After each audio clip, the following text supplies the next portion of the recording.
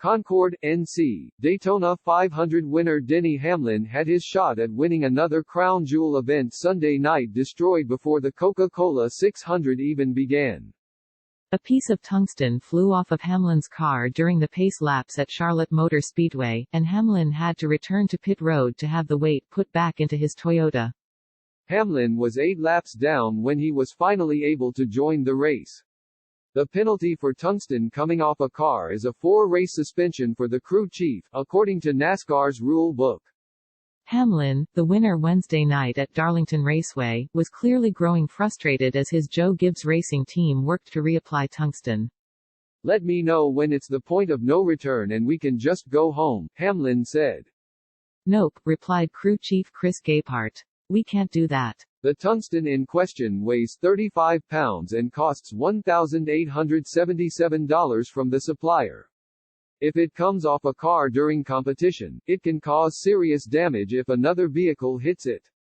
The ballast is added to meet NASCAR's minimum weight requirement, and if it becomes separated from the car, it is an automatic 4-race suspension for the crew chief. NASCAR got the race started and ticked off 49 laps before rain brought out the caution. The cars were brought to pit road and covered 1 lap later when rain picked up and the race was red flagged. Kurt Busch started from the pole and was still leading when the rain began at the only event on the biggest single day of auto racing. The Sunday before Memorial Day is supposed to be a smorgasbord of motorsports that begins with Formula One at the Monaco Grand Prix, then IndyCar and the Indianapolis 500, followed by NASCAR and its longest race on the calendar. The coronavirus pandemic has wiped out the first part of F1's schedule, and, like IndyCar, it is still waiting to start its season. Roger Penske, the new owner of Indianapolis Motor Speedway, has moved the Indy 500. It marks the first time since 1946 the 500 is not being run on Memorial Day weekend. NASCAR was able to go forward for its third Cup event in 7 days under a health plan approved by state officials that allowed the sport to resume after a 10-week hiatus.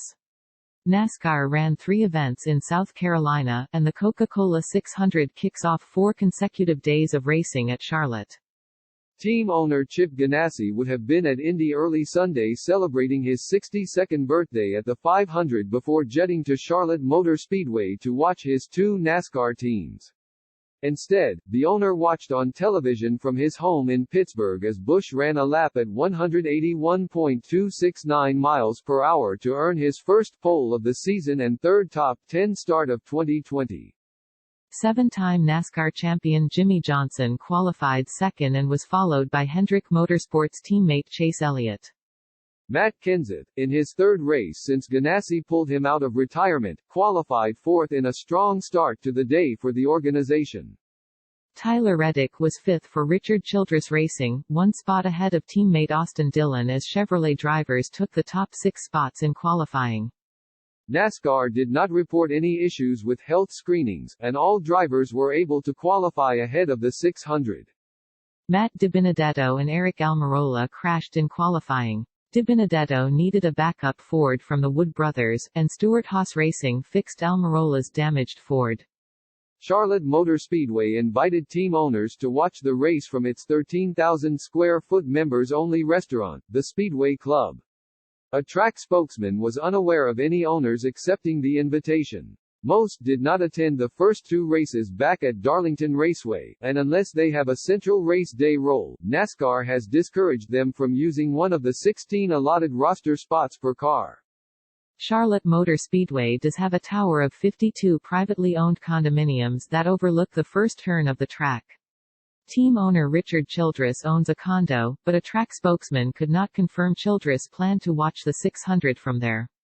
Condo owners were allowed 5 people to enter their condo during the race. Track officials treat the 600 as an elaborate tribute to the military and fallen heroes, but most of it was scrapped, as spectators are not permitted to attend NASCAR races just yet.